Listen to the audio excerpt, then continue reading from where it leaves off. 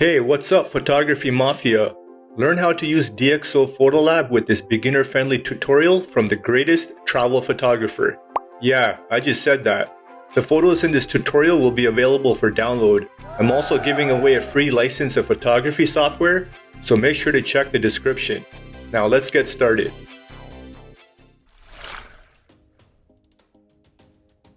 We'll quickly go over the DxO PhotoLab interface. Right now I'm in the photo library where we can view our photos. I don't have a folder selected, but on my hard drive, I do have a favorites folder with a dedicated DxO PhotoLab course for the photos for this tutorial. And if I select one of these photos by just clicking on one of them, I can view the histogram information. And if you don't know how a histogram works, I do have a separate tutorial for that. So make sure to check the description. And then we have the metadata information, including the EXIF information, such as the ISO, aperture, and the shutter speed. And then we also have the IPTC information here.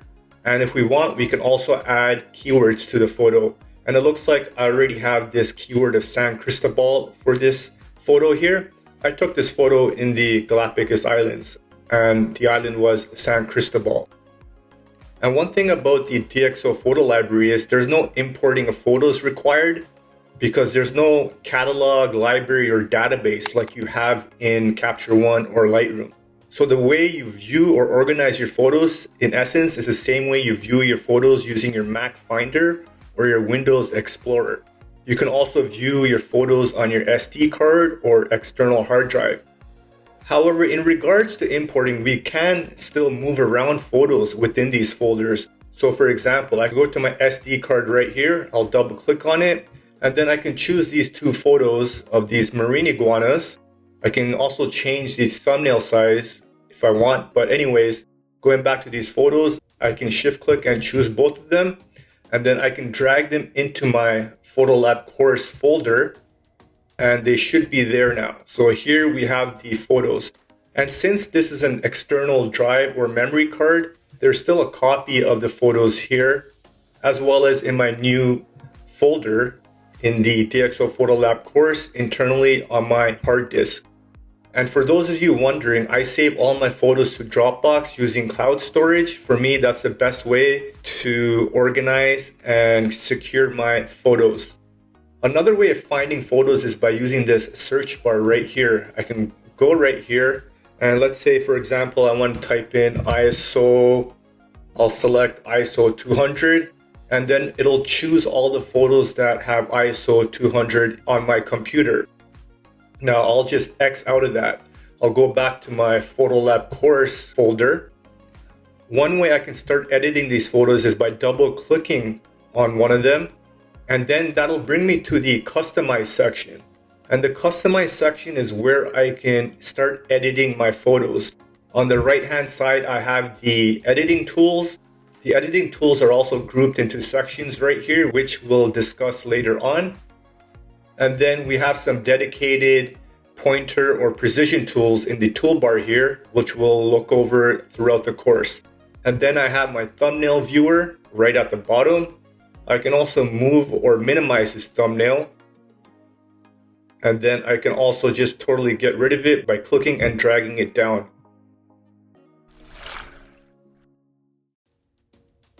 Tagging your photos with star ratings or color labels is a great way to identify your image assets, especially if you want to find them during another editing session. So with this photo right here, I can add a star rating from 1 to 5 by clicking on one of these stars. I can click on them again to remove the stars. I can also use the keyboard shortcuts 1 to 5 to add the stars, or I can press 0 to remove it. For this one, I'll just keep it at 3. And here's the preview. I do want to make the preview a little bit bigger, so I'll just click here and drag down. And there's also the accept or reject labels. So I can accept it by clicking on this green picker here. For this photo, I'll put a star rating of 4 and I will accept it. This one, I will reject it, put a star rating of 1.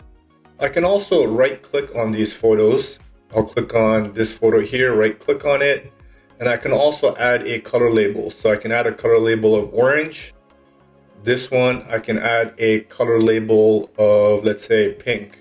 So you can see the orange highlight right here over the file name and the pink highlight here over the file name. I can also add a color label by using the keyboard shortcuts that are right here. For this one, I'll just keep it at yellow. And regarding the keyboard shortcuts, one of the great things about DxO PhotoLab is the keyboard shortcuts are located at the help menu, and they're right here, and you can find all the keyboard shortcuts. So there's some general, and then there's some photo library, which is where we're at right now, the editing tabs right here, and the tools and so forth.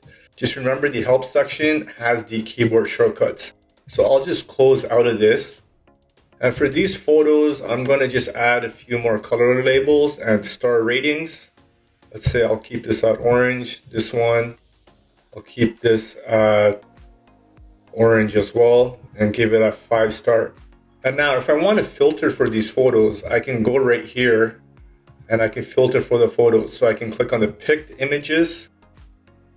I can click on the picked images that are, let's say, green, which I don't have any. So let's say I'll go to pink. I have this one. So this is a picked photo. You can see the green picker or tag right here and has a 4-star rating, but I can select 3-star. And let's see if I have any 3-star ratings. So I don't, but I can select 4-star as well, and it should come up. So I can choose more than one option, as you can see here. These options right here are unprocessed or editing photos or edited photos. So these are unedited photos or photos since they were last processed and so forth. And here's the color labels. And that's pretty much it when it comes to filtering and finding the photos. Keep in mind that this is a small folder size, so it's not a big deal of labeling and tagging these photos. But most of the time, you're going to want to do it when you have a large library of photos. Another thing you can also do is you can sort the photos by file name, file size, and so forth. While tags allow you to filter photos, projects allows you to group photos. So for example, let's say I want to select these 3 photos right here. I will click on this photo and then shift click on this photo. I can click on the plus sign, create new project. I will label this Pro 1. And I'll make sure the included selected images is checkmarked, and I'll click on create. So now if I go to the Pro 1 project, you can see the 3 photos that I selected are in here. I can go back to the original folder, and if I want, I can shift click and drag these photos into my Pro 1 folder. So now I have 5 images. I can also create groups or super folders by clicking on this plus sign, create a new project group. I'll call this super, and I'll select create. So I have it right here, the groups. I don't have anything in it right now. So I'll go back to this folder right here, the PhotoLab course. I'll select these 5 images. I'll click on the plus sign, create new project. I'll call it nerds, and I'll select put inside super, and I'll select create. So now you can see my Super Nerds project right here. So it's inside this group, and these photos are inside the Nerds project. So you can do a lot of subfolders or sub-projects to better organize it. One thing I should mention is since PhotoLab doesn't have like a catalog or database system, I highly recommend you create your own file management system. In other words, a practical way of organizing your photos. Personally, with my travel photos, I organize my photos by country, then by year, then by date. One important concept in PhotoLab is removing or deleting photos. So right now I'm in the Nerds project. So if I click on this photo right here and I right click and I click on remove, you can see here, are you sure you want to remove the chosen image from the project Nerds? So it says right here, the original images will not be removed from the disk. So pretty much that means your image will still be on your hard drive or your external hard drive or whatsoever. So I'll click on remove. So once I go back to DxO PhotoLab course folder, you can see the image is still there. I think it's this one, right? But anyways, if I, let's say, click on this photo and shift click on these photos, select all 5 of these, and I select remove, now it says, are you sure you want to delete the chosen images from the disk? This will move the corresponding files to the trash. So pretty much you're almost permanently deleting these photos. They're going to the trash, which is in queue eventually to be deleted. So be careful when you're removing photos from your folder as opposed to your projects. Since this doesn't have a database or a library like Lightroom or Capture One, these deletions from your folders are in essence permanent. So just be careful of that. We'll take a deeper look at the customize or editing interface. So I'll select this photo here. I'll double click on it. On the left hand side, we have palettes. So you can see how this histogram, this move zoom, this history and preset editor, these are all called palettes. They're in larger font. They're a little bit bolded. The palettes are also here. So for example, I can open up this histogram and I can move around these palettes if I want. I can move it here, or I can just put it back. If I go to the palettes, I can click on histogram and I can hide it. You can also see the shortcuts here. I'll bring the histogram back up. One other thing I can do is I can also add tools to the palette. So for example, I can click on this arrow button right here that's pointing down. I can go to, let's say, contrast, and then I can increase the contrast of this image. Now we have the move or zoom tool or palette here. So if I click here and zoom in, then I can zoom around or pan around the image like this. So let me just zoom out. I'm just double clicking on this image to zoom out.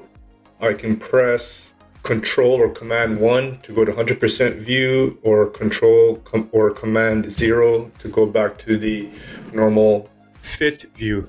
Now here's the history. You guys all know how that works, so I'll just close this down. And this preset editor is actually pretty interesting because when you first open up PhotoLab, it allows you to select an automatic preset to be applied to your image. The pop-up will look something like this. This is when you first install PhotoLab. So there's this DxO standard, which is the option I have selected right now, which applies to my RAW and JPEG images. There's also these optical corrections, which doesn't affect color, just lens corrections, it looks like, which is right here. And there's no corrections as well. And then you can set one of these 3 options as the default. So I'll just close this out.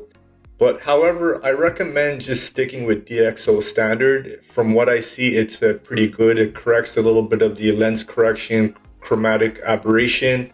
And let's see what else it corrects. It applies some DxO Smart Lighting, which is a very subtle change.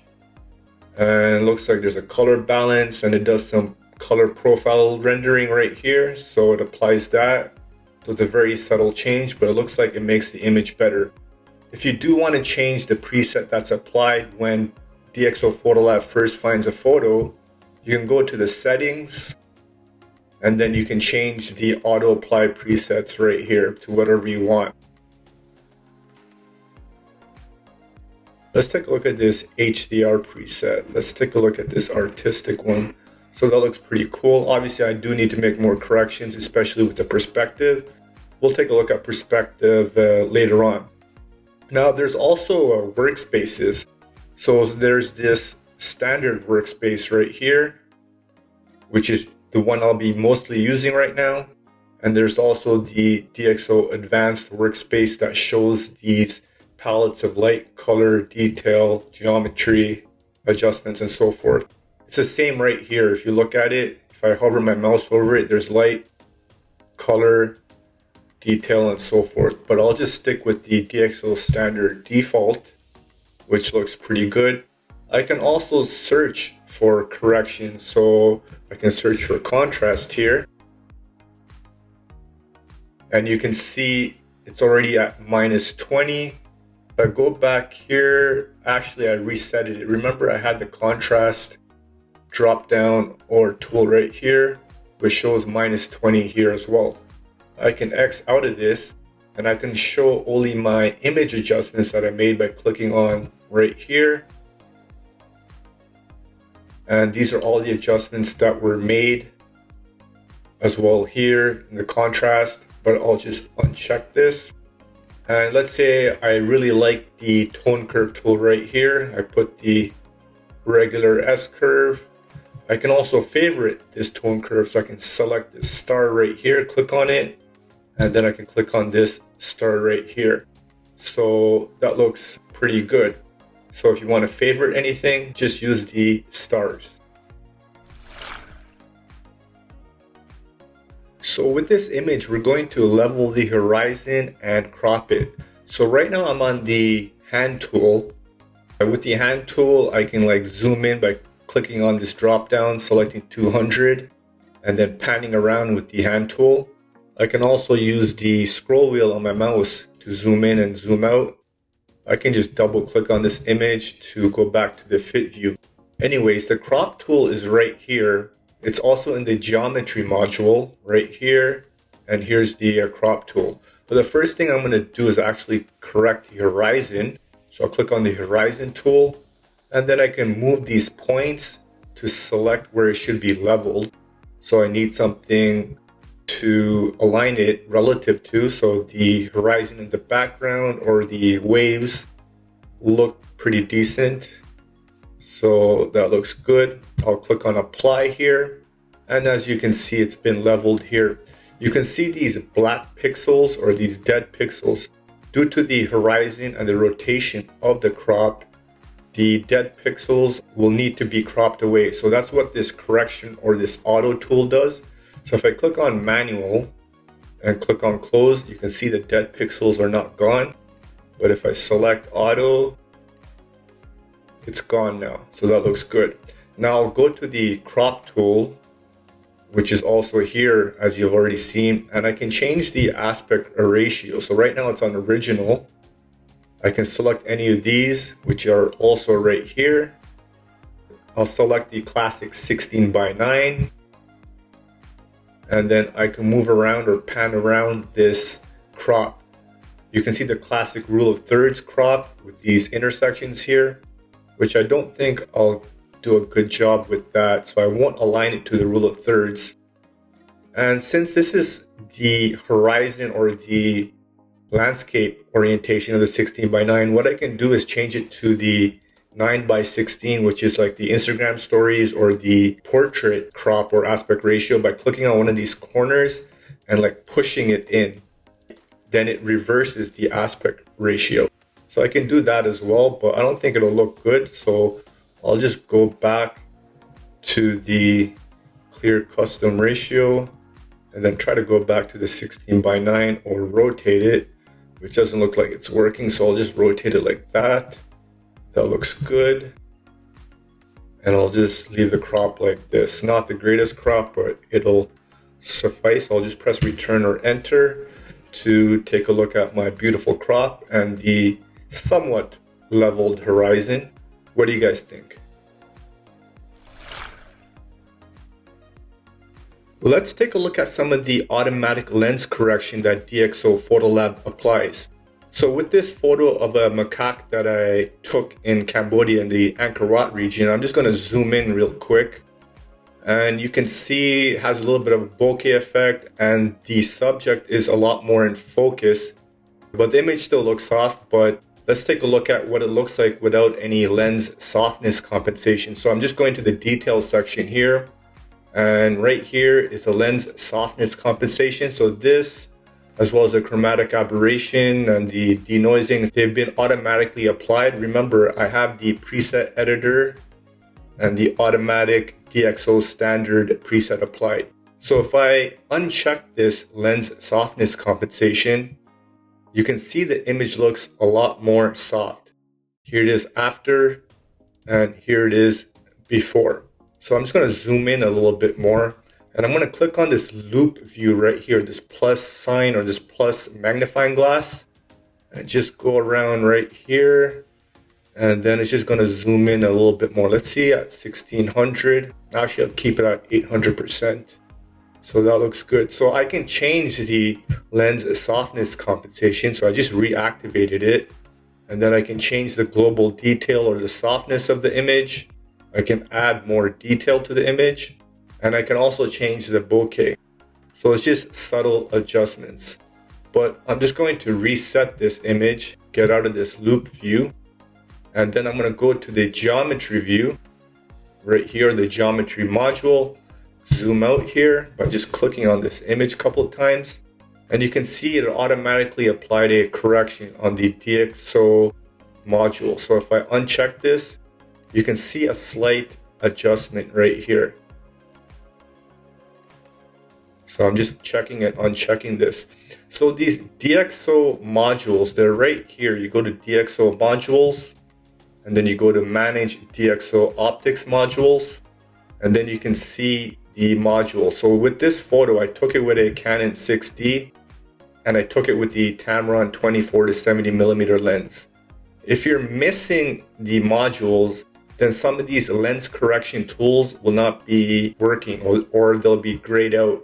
So if I click here, right now I only have the show only installed DxO optics modules. If I uncheck it, I can select and install other modules. So let's say the OM System 1 or the Mark II is the latest flagship camera by them, and then I can download it.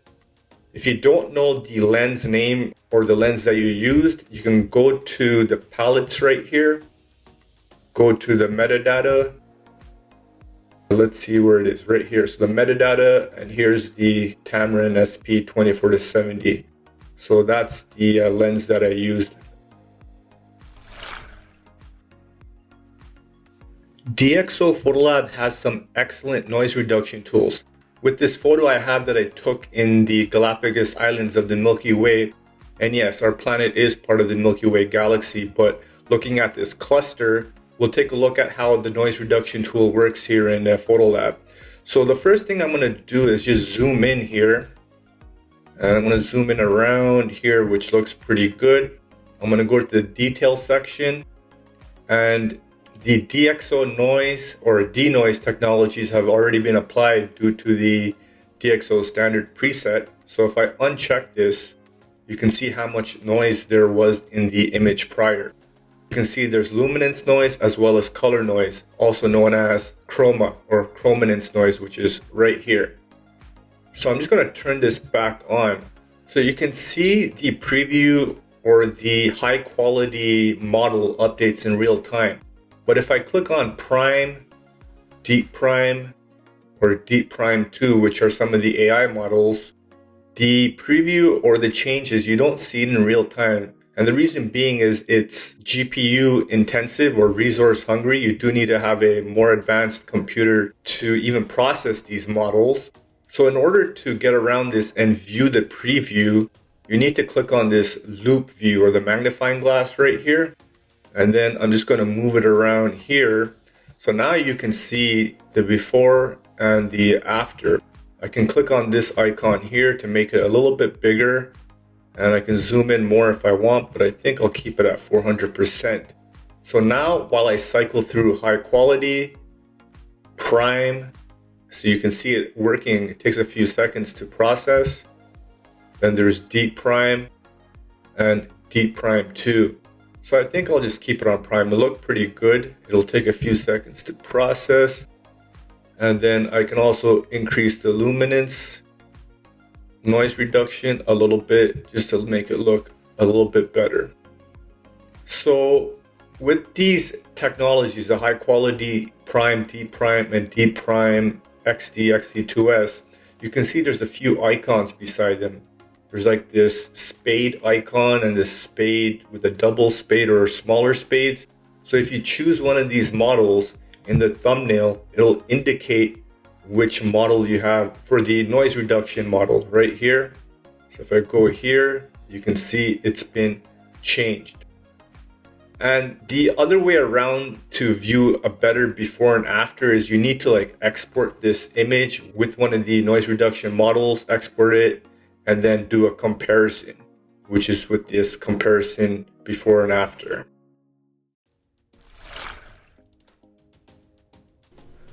Now you're going to learn how to compare an image's before and after edits. So going back to this marine iguana, I want to further level this horizon. And instead of using this tool right here, I'll go to the geometry tool right here, and then I'll just manually adjust the slider right here and I'll eyeball it. So that looks pretty good. I think it looks a little bit better. Yeah, it looks a little bit better. Now I'll go to the color section or the color module, go down to HSL, hue, saturation, and luminance, and increase the saturation and the vibrance, or the vibrancy as they call it. Now I can click on the before and after icons right here, these two panels, and now I can see the before and after. And as you can see with the before comparison, it doesn't include the crop or the horizon leveling. So I can change that to include it by clicking on this drop down right here. And right now it says no corrections without geometry. I'll change it to with geometry. And now that looks a little bit better with the comparison. I can also change the type of view. So right now it's a left and right side by side view. I can go to this drop down. Let's say I want to select split view left and right. Then I can move this slider, or I can move this splitter right here. I'll just go back to the normal view right here, the single view. Another thing I can do is I can create a virtual copy of this image. So I'm going to go to the thumbnail, right click on it, and I'll create a virtual copy. So the virtual copy, it does not add more space onto your hard disk. It's just a virtual copy referencing or pointing to the original image. So this image here, the main one, the first one, I'll set this as a reference image by going right here, and I'll go to reference image. So now this is the reference image, and now I'll go to the virtual copy and click right here. And now let's say I want to add a little bit of contrast or more contrast. I'll go to the luminance tone curve right here, and I'll decrease the shadows, and I'll increase the highlights. So this does not impact color, only the black and white tones, or the shadows and highlights. That looks good. If I want, I can add a little bit of magenta to this. I'll go to the green channel right here and pull down the midtones a little bit. And what do you guys think? I should actually brighten up the midtones in the RGB channel slightly, just to make it look a little bit better. So here's the before and here's the after. And remember, this has the saturation changes as well. In the details section of DxO PhotoLab, there's a Unsharp Mask, which most of the time you're not going to need to use because you already have the lens softness compensation, which adds a little bit of detail. And that's due to the fact that you have a DxO optics module. Remember that? So if I zoom in on this image and go to Unsharp Mask, which Photoshop also has, it barely makes an adjustment. It's very subtle. I can cook it and go to like 434, but it doesn't look that good. So I'll just reset that. So due to the fact that there's already like a lens softness compensation, as well as some other adjustments that the DxO standard preset automatically applies, most of the time you don't need to use Unsharp Mask. And that's the same thing for JPEGs as well. Usually the camera will render it and process some in-house or in-body sharpening once it renders and saves the image. We'll quickly learn how to remove the color cast of an image using the white balance tool, which is found in the color section right here. Or if we uncheck this section, we'll have the basic tools palette show up, and it's right here, the white balance.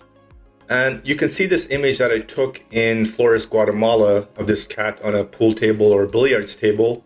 There's a yellow color cast. So one way I can remove the color cast is by adjusting the temperature here, which is measured in Kelvin. So I need to add a little bit of blue, so I'll move it to the left. and that looks pretty good. So the yellow has been reduced and it doesn't have a huge yellow color cast. But if I reset the temperature slider by double clicking on this right here, I actually like this yellow tint. It gives a nice calm, subtle look to this image, and I feel like it looks better. So you don't always have to correct the white balance of an image. However, with fashion or portrait photography, you're more likely to do it, and especially with product photography. For example, you want to make sure Coca-Cola red usually looks Coca-Cola red. Now, another way of correcting the white balance is by using the white balance color picker tool right here. I can click on it here, or I can activate it right here as well. And then I can change the radius of the cursor like that. But as you can see, there's an issue with the DxO PhotoLab color picker or the white balance color picker. It's showing the mouse cursor instead of the color picker cursor, which is fine for now, but it will need to be fixed. I'm using PhotoLab 8, the latest version. Anyways, with the color picker tool, I need to select something in the image that is 100% white or 100% black or neutral gray. So neutral gray is 50% white and 50% black. So with this image, I think maybe this graffiti or artwork in the background on the wall should be white, or at least this face it looks like. So I'll click on that. And as you can see, the white balance has been adjusted or corrected with the temperature here, which is measured in Kelvin. And then the tint looks like it's -8 instead of -7. If I click around, I can mess up the white balance because I'm not selecting a neutral color of white, black, or gray. So I'm just going to reset this. I'm going to close this, reset this. Another way a lot of professionals correct the color balance with the color picker tool is by using a white balance card. I'll link to how a white balance card works, so make sure to check the description. And we also have the preset settings of the white balance depending on what type of light you took your image in. But as you can see, none of these presets work. In this case, tungsten would be the best option. And it looks like it's a halfway correction of removing the yellow tint. But other than that, the white balance tool is pretty easy to use, and I hope you guys know how to use it now. We're going to improve this image by using the tonal sliders, which is found in the light section. And keep in mind that if you have other DxO software installed on your computer, you might see more options or sliders if you have, for example, DxO Film Pack or the Nik collection. Right now, I don't have those installed. Those are for separate tutorials. And I'm using DxO PhotoLab 8 version 8.2, just for you following along with the most current version. So anyways, this photo I took in Bariloche, Argentina, which is the northern part of Patagonia. Looks pretty cool already. There's already enough color. I can, let's say, decrease the highlights, decrease the midtones or darken it. Already this image looks pretty cool. I can decrease the shadows, add a little bit of contrast, which might overdo it since I did a lot of decreasing and darkening of the image right here. But let's see how it looks. Looks fine. I did a subtle adjustment. And then there's already micro contrast already applied. Let's see it without the contrast and with the contrast. So there's no clarity slider. So I think micro contrast, which is also local contrast, it's called, is similar to clarity in Lightroom and Capture One. So it does give a sharpening look to it, as you can see. And I'm just going to reset this here actually. And one thing you notice is we didn't do any noise reduction. You already know how to do that in the details section. So we'll leave it out from this part of the tutorial. Let me just zoom out here and going to the light section. We have highlights, midtones, shadows, and blacks, but interestingly enough, there's no whites slider. So to adjust that, we need to go to the luminance tone curve here, click on the corner point here to adjust the input or adjust the output right here. And this already looks pretty amazing. It did adjust the color a little bit or it made it look more saturated, but I'm going to increase the midtones a little bit and increase the highlights a little bit. So this image looks pretty cool. We didn't even do any adjustments with the color section here. Of course, contrast does add a little bit more color or makes the image more saturated. But anyways, let's take a look at the before and after. So this is the before, which still looks pretty good. This is the after, which looks a little bit more saturated and a little bit more contrasty. So what do you guys think? I took this image in Argentina as well, but this is in southern Patagonia by the town of El Chalten. I want to show you the DxO Smart Lighting. This helps you intelligently apply tonal changes to your image without overexposing or underexposing the shadows and highlights. So for example, take a look at the sky here. If I uncheck this DxO Smart Lighting, it's already blown out more now. So I'm going to turn it back on. And let's say I want to darken the highlights a little bit. So I'm going to decrease the highlights here. And now we can see a little bit more of the clouds. If I uncheck this, it doesn't look as good. So let me turn this back on, and there's different modes. There's slight, medium, and strong, as you can see. And then there's this custom mode, and you can change the intensity. However, there's also this spot weighted, but this is for if you have people in your photos, so we won't cover that here. So I'll go back to uniform. I'll just make sure I reset everything. So I'm going to increase the contrast here. And we can see it's getting darker here, but it's not getting blown out here. So contrast, as you already know, darkens the shadows and brightens the highlights. So if I keep increasing the contrast and let's say add more micro contrast, it looks like it's more impacting the midtones here. If I undo the DxO Smart Lighting, you can see it's a little bit more blown out, especially by looking at the histogram right here. So the DxO Smart Lighting, it's pretty good. It's good to have it on, and it's automatically applied if you have the DxO standard preset applied. This image is really washed out that I took in Tegucigalpa, Honduras. You can see the ISO is at 100, the aperture is at 2.8, which is far too large, but the shutter speed is at 5 seconds, which is long. Obviously it's a night shot, so that's why the shutter speed is longer, but I should have tightened up the aperture or made it smaller to get a little bit more sharpness. Anyways, to clean up this image slightly, what we can do is use the DxO ClearView Plus, which removes the haze or makes the image a little bit more clear in the sky. So it's great for architecture or landscape photography, and in this case, night photography. So I'm just going to activate it, and you can already see with the before and after, this image looks a lot better. I can change the intensity, and that looks good. And another thing is you need to work with this along with the DxO Smart Lighting. So sometimes you need to change the intensity of this or altogether just deactivate it. And now this image looks pretty cool, and I can increase the midtones.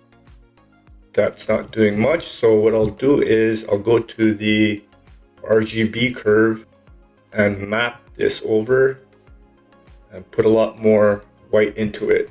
So let's take a look at the before and after. This is the before and this is the after. So this image looks a little bit more contrasty, it looks a little bit more sharp, and it doesn't look as washed out. We're slightly going to clean up this image using the ReTouch tool, which is found here. So first I'm going to zoom in here and pan around, and I just want to remove these blue paint spots right here. So I'm going to click on the ReTouch tool. I have the ReTouch brush settings right here, and I want to keep a brush size that's fairly big to cover this, so I'll increase the size a little bit. The feather is the transition or the smoothness around the edges, so that's at 100%, which is fine. And I'll keep the opacity at 100. So I'll just brush over this, and as you can see, the mouse cursor is showing instead of the brush, which is fine. And this is the area that was sampled. I can move this area by moving it around, by clicking on this circle and just moving it around, or I can hide this by unchecking right here. So I want to clean this up here as well. So I'll clean this here, and then I can add to it by clicking on this add brush and painting over right here. And it looks like it selected a good source. Let's take a look at it, and that was pretty good. I do want to point out that the retouching tool is very basic in DxO PhotoLab. For advanced editing, such as, let's say, let me just turn on this hand tool and go to this image here and zoom out. So to clean up this image, like this marking right here, this person right here, these signs on these fences, it is a little bit harder to do in DxO PhotoLab. It's something I would do in Photoshop or even Lightroom with its new generative AI retouching tools. But for simple jobs such as removing dust spots or rain spots, DxO PhotoLab does the job. DxO PhotoLab is a non-destructive image editor, meaning it doesn't change your original image files. Rather, it creates a sidecar file like here. So for every image that you edit, it creates a sidecar file which holds and saves your editing or adjustment information. So in essence, that's why your original images, including your RAW or JPEGs, they're not adjusted. And since DxO PhotoLab doesn't have a catalog or library, it does have to create an individual sidecar for each image. Unlike Lightroom or Capture One, they save all that adjustment information in one catalog or in one database. When you have multiple photos that you want to edit and they're in similar lighting, you're going to want to speed up your workflow by copying, pasting images or using presets. So for this photo of the marine iguana, one thing I can do is copy the image settings and I can paste it into this image, which currently has no editing applied to it. So I'll go back to this image, right click on it. I can go to copy correction settings, and then I can go back to this image that I want to edit, right click on it, go to paste correction settings. I can paste all the correction settings, or I can paste the local adjustments, which is like the masking, which we'll discuss shortly. Then there's paste global adjustments, which will just paste some of the general image settings or the image edits.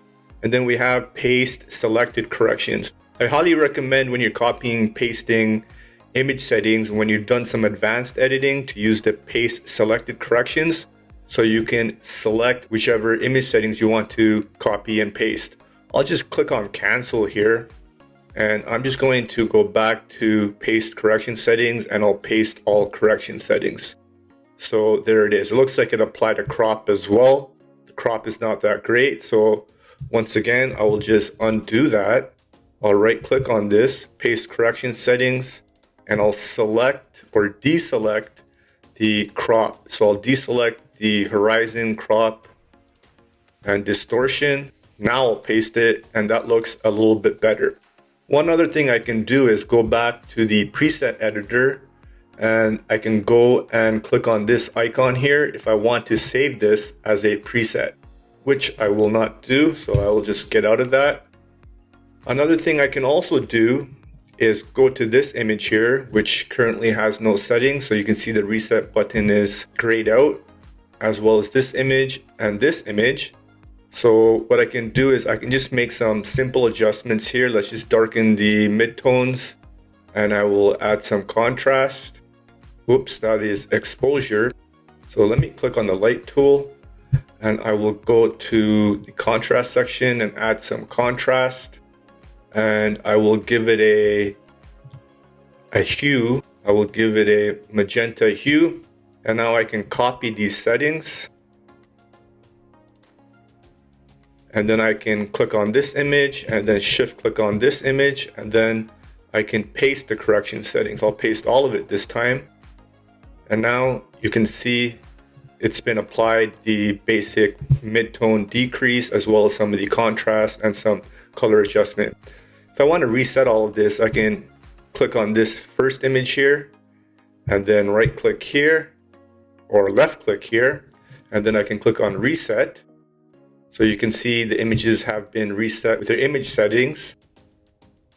And what I can also do is I can edit all these images at the same time. So I clicked here and then shift clicked here.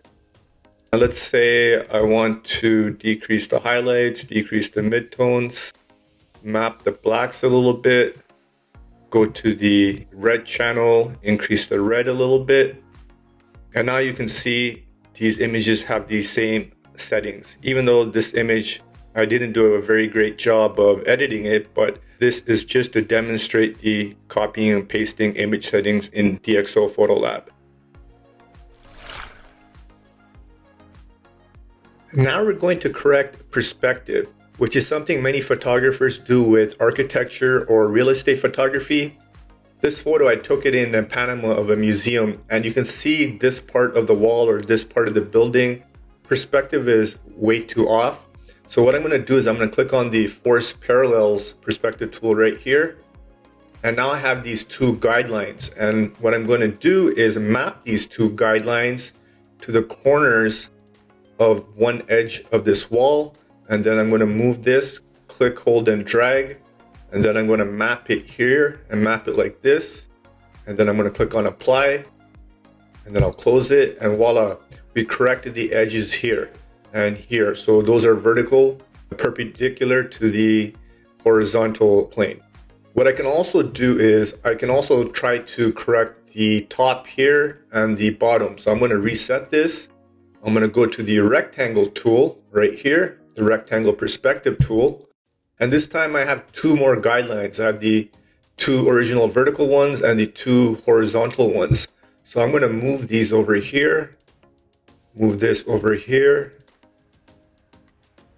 take this a little bit closer, move this here, move this here, and I'm going to click on Apply.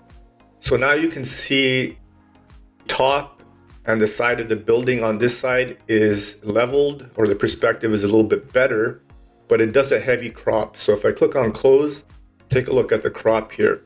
I'm going to try and correct the crop by going to the crop tool here and then clicking on the aspect ratio, click on Unconstraint. Try to get more of this building into the crop.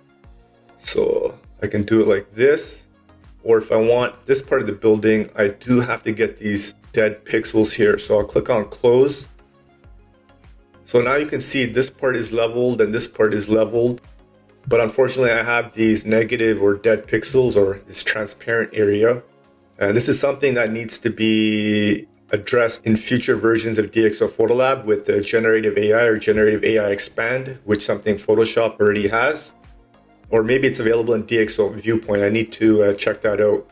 I'm just going to reset this. And another way to correct the perspective of this is go to the geometry section right here. Click on perspective. So you can see it automatically corrected it because there's this auto tool right here. If I check it and uncheck it. So that's another way of correcting perspective. Now going to this image, which is inside the museum in Panama, we have this 8-point perspective tool. And this tool allows you to independently move around the guidelines. So let's say, for example, I want this part of the image leveled, or at least this block here. So I can go here and I can map it like this. I can move this one over. Just correct it like that. Whoops, let me undo that.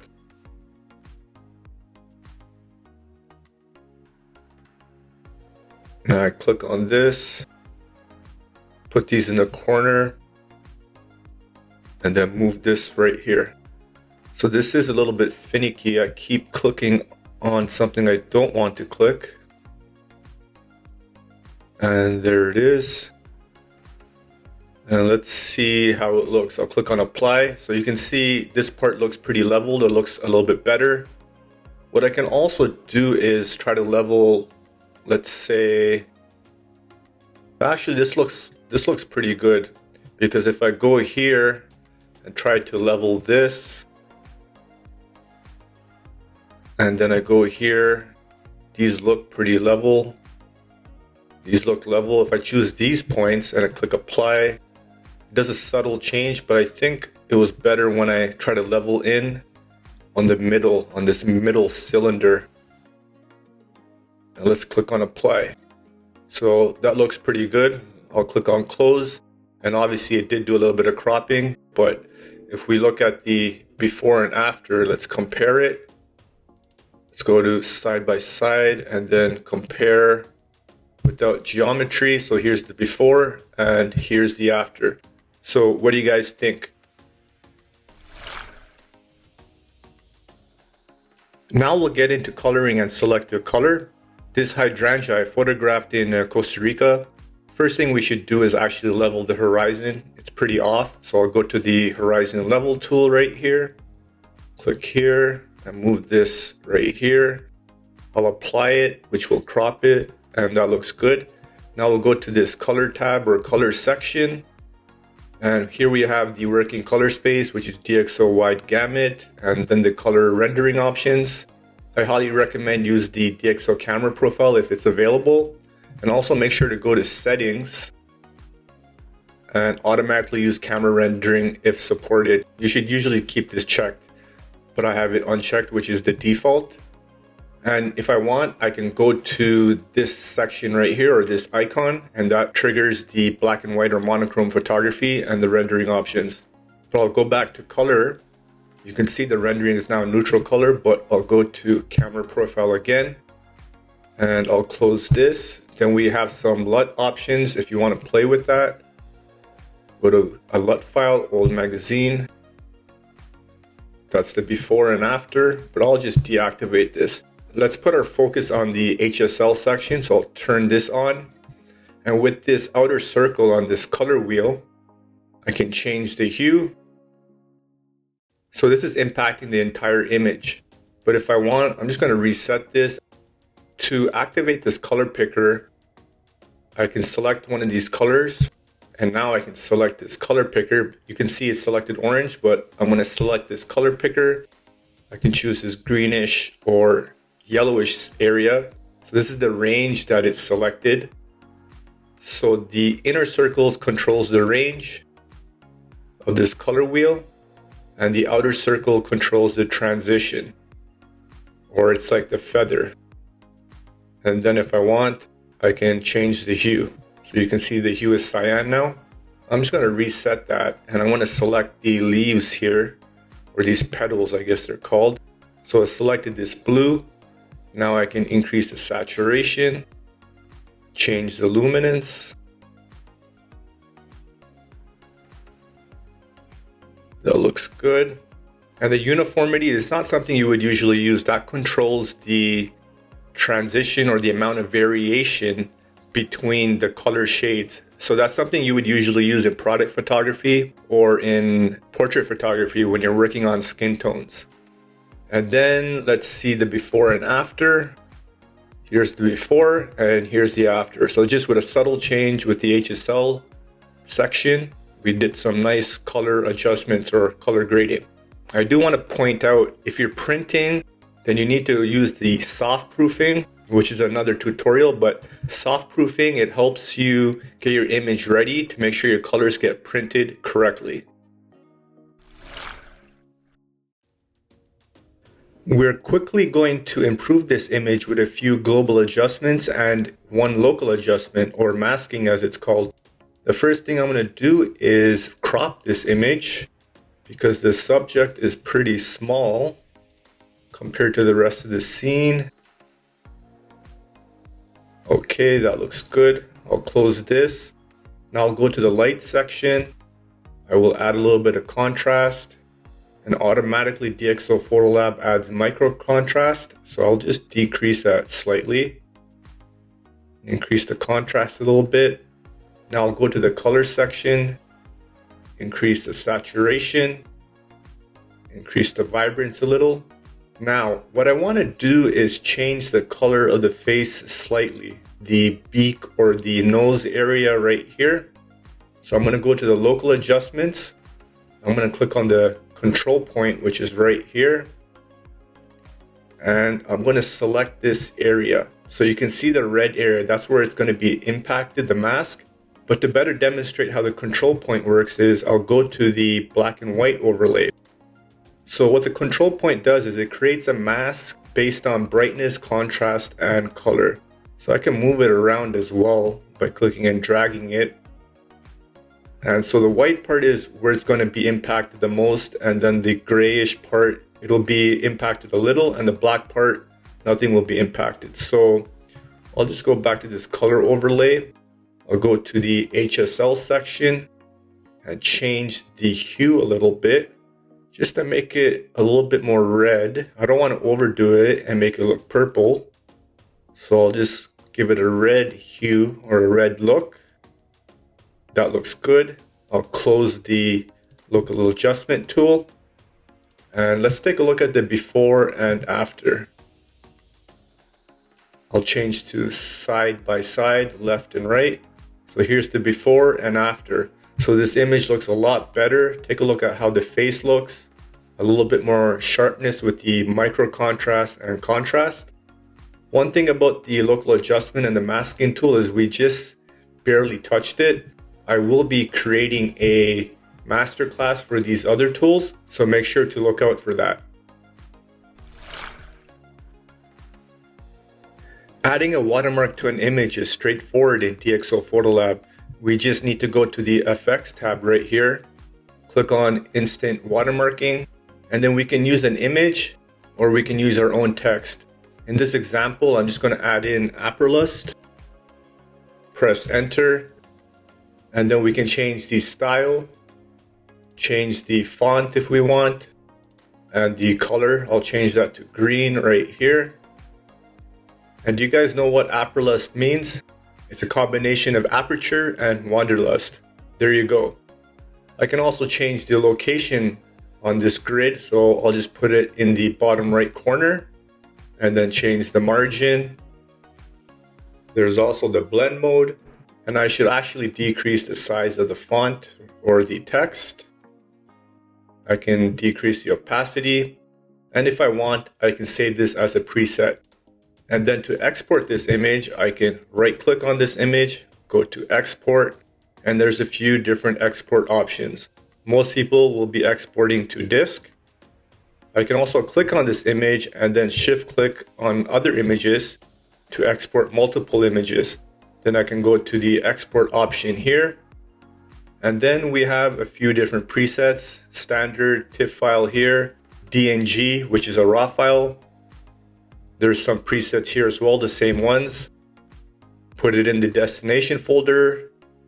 You can also add a suffix, which you probably should, or put it in a subfolder.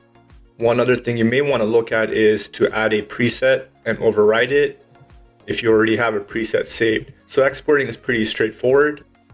And then you can include like the EXIF data, keywords, and so forth. I'll just cancel out of that. So now you guys know how to use DxO PhotoLab. Now go make some epic photos. You got this. And if you guys enjoyed this video, you know what to do. And as always, live easy, sleep breezy, stay lovely.